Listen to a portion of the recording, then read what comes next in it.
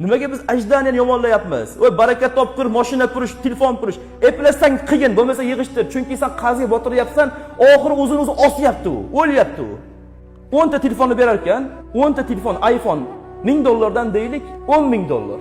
$900 xaridor bor deydi sotayotgan odam. Jinnilikni qarang, savdoni, ahmoqligini. Kim desa, o'zini do'konda sherigini chaqirib mana shu oladilar deb turib sherigiga sottiryapti $900 dan. Shundoq qilib o'sha joyda $1000 foyda qilyapti. Telefon ham o'ziga qolyapti. Ana odam $9,000 olib ketyapti, $10,000 qazib qolyapti. Keyin uni yopish uchun $10,000 topa olmaydi 2 oyda u. Aniq topa olmaydi. Topganda u sabr qilib o'sha $10,000 qarzga uzgan bo'lardi telefon olmasdan. Topa olmasligi aniq. Keyin nima qiladi? 20 ta telefon oladi. Uni sotadi $18,000 ga. $3,000 yo'q joydan qaz qo'shilyapti yana. Keyin uni qoplay olmaydi, 30 ta telefon ola olmaydi. Bitta katta mashina oladi. Hammasi biladi savdogarlarni, hammasi biladi.